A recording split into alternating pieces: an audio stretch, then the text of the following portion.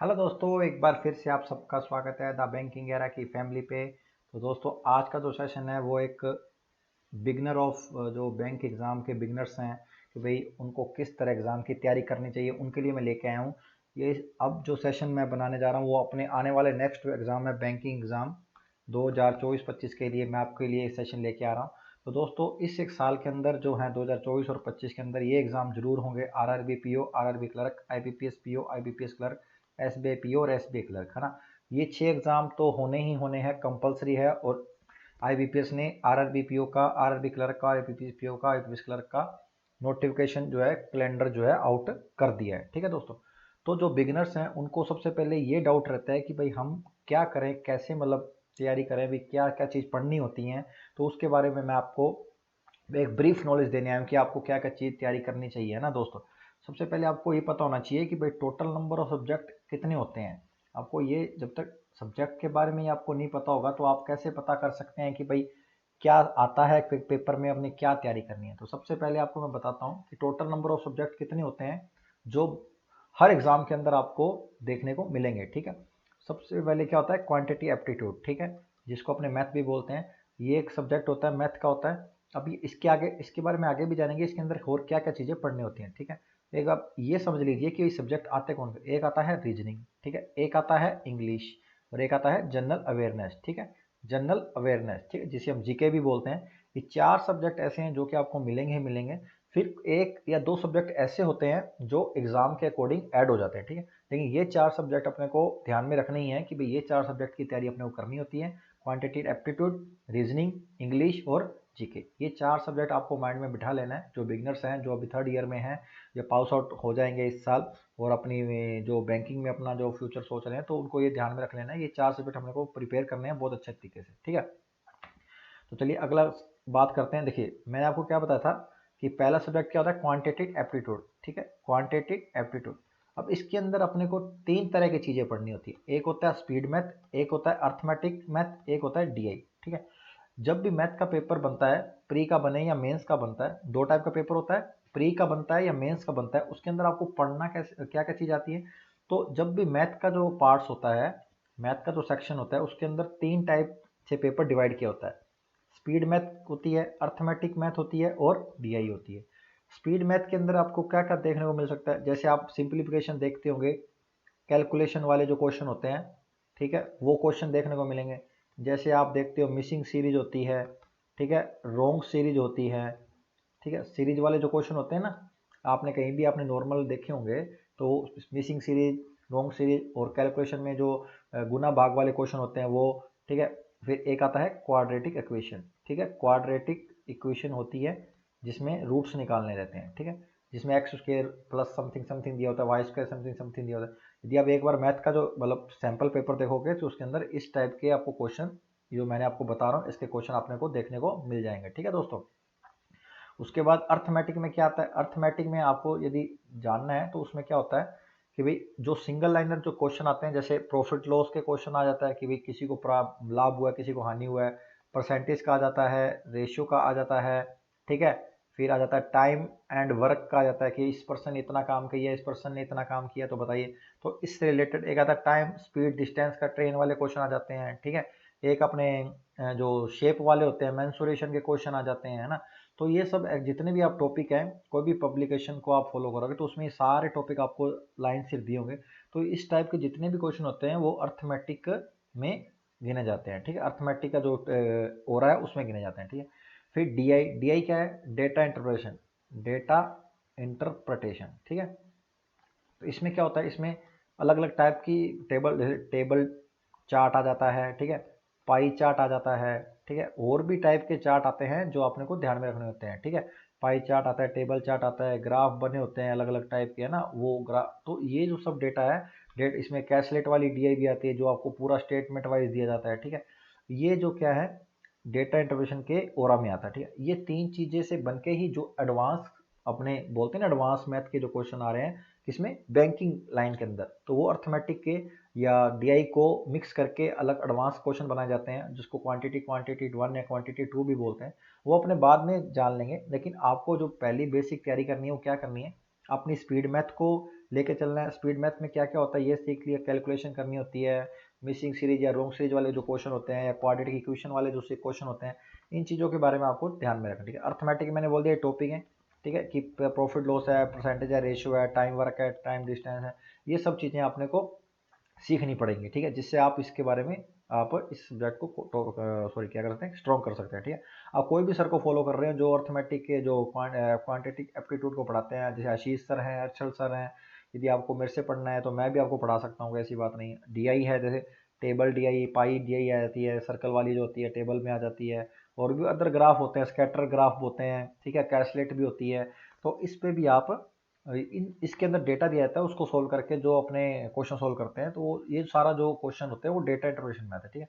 इतना basic brief knowledge आपके लिए इनफ है एक बिगिनर्स के लिए तैयारी करने के लिए, कि ये चीज़ें अपने को सीखने को मिलती हैं, और ये चीज़ें अपने को सीखनी है, जिससे क्या होगा, आपका एक रूट्स फंडामेंटल तैयार होंगे, फाउंडेशन स्टार्ट होगा, जिससे आगे आप जाके एडवांस की चीज़ें सीख पाएंगे, ठीक है दोस्तों, ठीक है। ये तो था। अब मैं बात करता हूँ रीजनिंग में, ठीक है। वैसे मैं मैथ के बारे में ज़्यादा मतलब रखता हूँ, कि देखिए रीजनिंग के बारे में बताता हूँ। देखिए रीजनिंग के अंदर वर्बल, नॉन वर्बल रीजनिंग आती है, क्रिटिकल रीजनिंग आती है, लॉजिकल रीजनिंग आती है, ठीक है।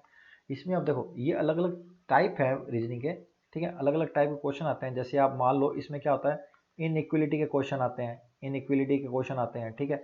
एक अपने स्लोक्स के क्वेश्चन आते हैं, स्लोगिज्म जो होते हैं उनके क्वेश्चन आते हैं, ठीक है, ठीक है। कोडिंग डिकोडिंग आती है, कोडिंग डिकोडिंग आती है, ठीक है।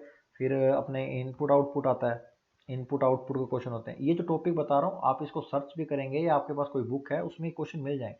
ये तो वर्बल आपको मैं ऐसे बता रहा हूँ कि जब आप फर्स्ट टाइम बुक खरीदें या कुछ भी देखें तो ये चीज़ें ध्यान में रखना, ये टॉपिक वहाँ आपको देखने को मिलेंगे, ठीक है। कोडिंग डिकोडिंग, इनक्वलिटी होगी, कोडिंग डिकोडिंग, इनपुट आउटपुट। फिर आते हैं सबसे बड़ा जो बात होता है पजल्स, ठीक है। फिर एक सीटिंग अरेंजमेंट भी आता है, सीटिंग अरेंजमेंट भी आपको देखने को मिलेगा, ठीक है। तो ये बड़े बड़े जो टॉपिक है अपने को दिखेगा। अल्फा न्यूमेरिक मिलेगी, अल्फा न्यूमेरिक, अल्फा न्यूमेरिक जो होते हैं, ठीक है, वो वर्ड जो मीनिंगफुल वर्ड होते हैं वो बनाने वाले मिलेंगे, मीनिंगफुल वर्ड जो बनाने होते हैं उसके जो क्वेश्चन मिलेंगे। तो ये सब चीज़ें अपने को देखने को मिलती है, ठीक है। ये आपको मैं एक ब्रीफ नॉलेज दे रहा हूँ कि भाई ये टॉपिक इसके अंदर बिल्कुल मिलते हैं। लॉजिकल रीजनिंग, क्रिटिकल रीजनिंग, आपको स्टेटमेंट वाइज क्वेश्चन दिया जा सकता है, डाटा सफिशिएंसी के अंदर स्टेटमेंट वाइज क्वेश्चन दिया सकता है। तो क्रिटिकल रीजनिंग के भी क्वेश्चन ऐसे होते हैं जो थोड़ा सोचना विचारना पड़ता है। लॉजिकल में जैसे इनपुट आउटपुट लॉजिकल है, कोडिंग डिकोडिंग लॉजिकल है ना। तो ऐसी चीज़ें ध्यान में रखनी है। पजल्स के अंदर भी बहुत टाइप होते हैं, बॉक्स वाली पजल आती है, बॉक्स वाली पजल होती है, या कुछ मान लो 8 बंदे को ऐसे मतलब अरेंज करना है, ठीक है, ऊपर नीचे, तो वो भी मतलब पजल्स के अंदर आता है। सिटिंग अरेंजमेंट सर्कुल वाली सिटिंग होगी।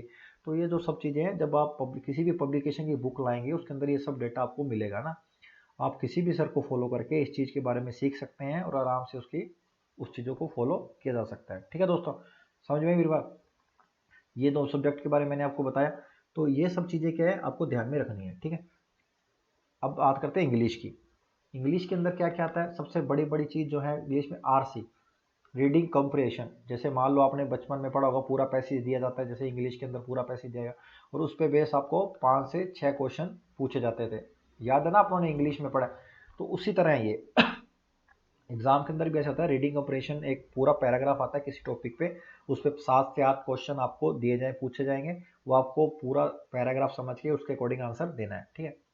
फिर क्लोज टेस्ट आता है। अब कहेंगे क्लोज टेस्ट क्या होता है, ये भी एक तरह का पैराग्राफ ही होता है। एक पैराग्राफ आपको दिया जाएगा, उसके अंदर बीच बीच में क्या होता है, मतलब ब्लैंक छोड़ा जाता है, ठीक है। और उस ब्लैंक पे आपको ऑप्शन दिए जाते हैं कि भाई इस जो आगे पीछे स्टेटमेंट है उसके अकॉर्डिंग इस ब्लैंक पे एक सूटेबल ऑप्शन क्या आएगा वो पूछा जाता है। तो इस तरह के भी 3 से 4 क्वेश्चन देखने को मिलते हैं, ठीक है।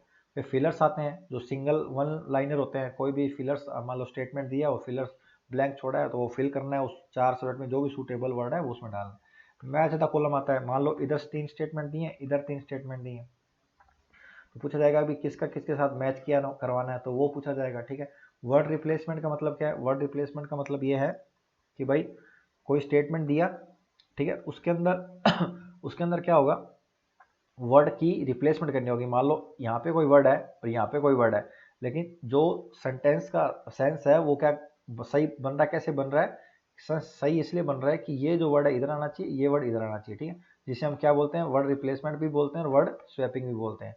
इसमें एक अलग से सेंटेंस अरेंजमेंट का भी अलग से टॉपिक आता है। जैसे क्या होता है, 3-4 स्टेटमेंट दिए जाएंगे, 3-4 स्टेटमेंट दे जाएंगे, उसको बिल्कुल क्रम में सजाना है, बिल्कुल क्रम में सजाना है कि ए पहले सेंटेंस से चालू करके उसका एंड जो है वो उसमें पूरा सीक्वेंस फॉलो होना चाहिए। उसे क्या बोलते हैं, सेंटेंस रीअरेंजमेंट। ये जो बेसिक बेसिक मैंने आपको बताया कि भाई इंग्लिश के अंदर ये चीज़ें आपको पूछी जाती हैं। इसके अलावा कुछ एक आधी चीज़, दो चीज़ें और भी हो सकती है जो पूछते होंगे आजकल, लेकिन ये चीज़ें तो जरूर पूछी जाती है ना। ये 95% टॉपिक मैंने कवर कर दिया है इंग्लिश का। सबसे मेन चीज़ क्या है इंग्लिश में, आपको मैं बता देता हूँ। आपके नंबर जल्दी ज़्यादा ज़्यादा कैसे आएंगे, यदि जब आप रीडिंग करेंगे कोई भी नॉवल पढ़ना आप स्टार्ट कीजिए, उसमें आपकी रीडिंग एबिलिटी बनेगी, धीरे धीरे आप इंग्लिश में इंप्रूव करेंगे। फिर आप एडिटोरियल पढ़ना स्टार्ट कीजिए, जो इंग्लिश के एडिटोरियल आते हैं वो पढ़ना स्टार्ट कीजिए, तो आप देखेंगे कि एडिटोरियल पढ़ने से आपके जो टॉपिक बने हुए हैं ना इंग्लिश में, जो पूछे जाते हैं एग्जाम के अंदर, वो आप सबको आप एक अपना क्या कर पाओगे, मतलब उसको टैकल कर पाओगे कि क्या चीज़ अकॉर्डिंग टू सेंस, कि भाई इंग्लिश में अकॉर्डिंग टू सेंस ही काम होता है। कोई पर्टिकुलर जो ग्रामर के नियम होते हैं वो 20% 30% ही काम आते हैं, 70% रीडिंग का ही काम आता है कि भाई अकॉर्डिंग टू सेंस जो है वो किस तरह आपका वर्क कर रहा है। ठीक है, ये तो 3 सब्जेक्ट मैंने बता दी। एक चौथी सब्जेक्ट जो रह गया वो है जनरल अवेयरनेस। ठीक है, माल आपको मैं इसका रामबाण बता देता हूँ। एनी एग्जाम, कोई भी एग्जाम है ना, कोई भी एग्जाम, बैंक का कोई भी एग्जाम है, लास्ट 6 मंथ का करंट अफेयर का मतलब जो डेली की न्यूज होती है, जो डेली न्यूज होती है, आप कोई भी एनी 2 प्लेटफॉर्म, मैं आपको सोर्स बता दूंगा कहाँ से पढ़ना है। कोई भी 2 प्लेटफॉर्म पकड़ लीजिए, उसको 6 से 7 महीने फॉलो करिए उसको, कोई भी 2 प्लेटफॉर्म। ठीक है, जीए के लिए जैसे स्टडी IQ है पहला, general awareness of Kapil Kathpal sir है, ठीक है, और आशीष गौतम सर हैं करंट अड्डा 247 के। तो ऐसे बहुत बड़े बड़े एजुकेटर हैं जो करंट अफेयर अच्छे से पढ़ाते हैं। तो आप कोई भी 2 एजुकेटर को अच्छे से पढ़िए। क्या होता है, 2 को पढ़ने से क्या पता लगता है, कोई एक बंदा न्यूज़ बता रहा है तो उसके बारे में दूसरी उससे लिंक कितनी कर रही है और कितना एक्सपेंड करके बता रहा है, वो चीज़ काम में आती है। ठीक है, तो करंट अफेयर आपको पढ़ना है, जो डेली की न्यूज़ उसे करंट अफेयर बोला जाता है। ठीक है, और आजकल स्टेटिक पूछा नहीं जाता है, लेकिन आपको स्टेटिक पढ़ना है तो पढ़ सकते हो कि भाई स्टेटिक अवेयरनेस क्या है। बैंकिंग अवेयरनेस पूछा जाता है, बैंकिंग अवेयरनेस जरूर पूछा जाता है। बैंकिंग जो टर्म है, RTGS होता है, नेफ्ट होता है, IMPS होता है, ठीक है, चैप होता है, चिप्स होती है, ये सब चीज़ें आपको एक बार पढ़ गो थ्रू कर लेना है ना। यदि एक आधा क्वेश्चन यदि आ रहा है इनमें से तो आपको ध्यान रखना है बैंकिंग अवेयर्स के बाद। ये भी आप उन टीचर से उनके सेक्शन देख के फॉलो कर सकते हैं। ठीक है दोस्तों, ये पर्टिकुलर चीज़ें आपको ध्यान में रखनी है। सॉरी, तो ये चीज़ों से क्या होगा, आपका ना चीज़ें ध्यान में लगेगी कि भाई आपको क्या क्या चीज़ें ध्यान में रखनी है। ठीक है, मैंने आपको बताया ना कि ये चीज़ें आपको पूछते हैं और ये चीज़ें होती हैं। ठीक है, इसके इसके अलावा क्या है, मान लो कोई तैयारी कर रहा है RRB की। ठीक है, RRB एग्जाम जो है जो जुलाई अगस्त में होगा, उसके अंदर एक सब्जेक्ट क्या आता है, कंप्यूटर आता है। क्या आता है, कंप्यूटर आता है। और एक क्या आता है, ऑप्शनल। जैसे मैंने इंग्लिश के बारे में बताया, उसके उसके ऑप्शनल में क्या होता है, हिंदी होता है। ठीक है, यही फर्क है, यही फर्क है। ठीक है, एक कंप्यूटर आता है और एक हिंदी इंग्लिश में ऑप्शन आता है। हिंदी के अकॉर्डिंग हिंदी का सब्जेक्ट पढ़ना है, इंग्लिश के अकॉर्डिंग इंग्लिश का सब्जेक्ट पढ़ना है। ठीक है, और ये कंप्यूटर है। ठीक है, ये चीज़ें आपको अकॉर्डिंग टू कोई भी एजुकेटर को फॉलो करोगे तो आपको मिल जाएगा। ठीक है, मैं अपने चैनल के अंदर क्या बताता हूँ, मैं मोस्टली क्वांटिटेटिव एप्टीट्यूड जो मैथ है उसके बारे में बताता हूँ, लेकिन ये जो वीडियो है, जो बिगिनर है उनको ब्रीफ नॉलेज लेनी हो कि भाई बहुत स्मूथली क्या क्या चीज़ें पढ़नी है, एक मतलब रैंडम थोड़ा मतलब रफली आइडिया हो जाए कि क्या क्या पढ़ना है, फिर उसको कैसे फॉलो करना है, वो मैंने बता दिया है। सबसे पहले मैंने क्या बताया आपको कि भाई जो एप्टीट्यूड आता है उसके अंदर 3 पार्ट है, स्पीड मैथ, अर्थमेटिक और DI। Arithmetic and calculation, missing number series होती है, क्वाड्रेटिक, ये सब चीज़ें जो होती है स्पीड मैथ का पार्ट कहलाती है। आप कोई भी पब्लिकेशन की बुक, किरण पब्लिकेशन की बुक लें तो उससे आपको पता लग जाएगा। इस तरह अर्थमेटिक के क्वेश्चन है, अलग अलग टॉपिक होते हैं, परसेंट होता है, रेशियो होता है, टाइम डिस्टेंस होता है, टाइम वर्क होता है, मेंसुरेशन होता है, प्रॉफिट लॉस होता है, एवरेज होता है। एवरेज होता है ना कि इतने बच्चों का इतना एवरेज है। तो बहुत सारे टॉपिक है ना, वो आप बुक्स में लेंगे तो आपको सब चीज़ के बारे में पता लगेगा। ठीक है, DI बताई मैंने, अलग अलग टाइप की टेबल्स होती हैं, तो वो सारा जो कंटेंट होता है उसके 10 से 15 नंबर DI के अंदर आता है। ठीक है, तो ये चीज़ें होती है। ठीक है, ये चीज़ें पढ़नी होती हैं। फिर रीजनिंग के अंदर बताया कि अलग अलग रीजनिंग इनक्वलिटी आती है, स्लोगस होता है। अब जो पहली बार देखो वो सोच रहा होगा ये होता क्या है, तो ये आप जब बुक पढ़ेंगे, कोई टीचर फॉलो करेंगे तो वो इसमें आप पता मतलब कोई भी फॉलो करेंगे तो आपको पता लग जाएगा ये टॉपिक होता है, ये टॉपिक पूछा जाता है, ये आपको पता होना चाहिए। पहले सब्जेक्ट नॉलेज तो बाद में लोगे ना, पहले सब्जेक्ट के बारे में पता तो होना चाहिए ना। तो ये चीज़ें होती है, पजल्स आती है, सीटिंग अरेंजमेंट होता है, इनपुट आउटपुट कोडिंग डिकोडिंग स्लोक्स इनपुट, तो ये चीज़ें आपको दिमाग में होनी चाहिए, ठीक है। ऐसे ही इंग्लिश के बारे में आरसी क्या होता है, cloze test fillers, match the column, words replacement, word swapping, sentence rearrangement, और भी एक आधा टॉपिक होता है जो आपको मैंने बताया कि भाई इसमें ऐड हो सकता है। तो ये चीज़ें तो आपको पूछी जाएंगी, ये ध्यान में रखना, ठीक। कोई भी टीचर को फॉलो कर सकते हैं आप, कोई ऐसा नहीं है कि मेरे को। हाँ, मैंने सब्जेक्ट के बारे में बता दिया कि ये चीज़ें पूछी जाती है। करंट अफेयर के बाद जनरल अवेयरनेस के बारे में बोला कि जनरल अवेयरनेस में क्या होता है, लास्ट 6 मंथ का वो करंट अफेयर या जो डेली न्यूज़ है वो फॉलो करनी करनी है, ठीक है दोस्तों। वो फॉलो करोगे जिससे क्या होगा कि आपको एक आपका जो बेस बनेगा और आप अच्छा से कर पाएंगे, ठीक है। फिर उसके बाद मैंने बताया कि जो आरआरबी के एग्जाम होते हैं, आरआरबी जो रूरल ग्रामीण बैंक होते हैं ना, रूरल बैंक, जैसे गुजरात की बात करें तो सौराष्ट्र ग्रामीण बैंक है, या फिर बड़ौदा क्षेत्रीय बड़ौदा कुछ गुजरात क्षेत्रीय ग्रामीण बैंक है गुजरात के अंदर, राजस्थान में करें राजस्थान बड़ौदा ग्रामीण बैंक है, बड़ौदा क्षेत्रीय ग्रामीण बैंक है वहाँ। तो इस तरह के जो बैंक होते हैं उसमें एक एडिशनल मेंस का जो पेपर होता है, मेंस के अंदर दो चीज़ें, कंप्यूटर और इंग्लिश और हिंदी एडिशनल में पूछा जाता है। तो इसका जो सिलेबस होता है वो भी आप अकॉर्डिंग टू पब्लिकेशन देख सकते हैं, तो इसमें कोई घबराने वाली बात नहीं है। तो ये सब जो चीज़ें हैं एग्जाम के बारे में आपको पता होना चाहिए, ठीक है दोस्तों। बस यही चीज़ आपको मैंने बतानी थी कि ये चीज़ सब्जेक्ट होते हैं और ये चीज़ है, ठीक है। छोटी सी वीडियो है, देख लेना, और कोई अच्छा लगा हो तो प्लीज़, चैनल अच्छा लगा हो, आपको नॉलेज अच्छी लगी हो तो चैनल सब्सक्राइब कर देना, और आने वाली वीडियो के लिए बेल आइकन पे प्रेस भी कर देना। और इतना मैंने जो बताया तो अच्छा लगा तो लाइक भी कर देना, और जहाँ तक हो सके शेयर भी करना, ठीक है। मिलते हैं नेक्स्ट वीडियो, तब तक के लिए जय हिंद जय भारत।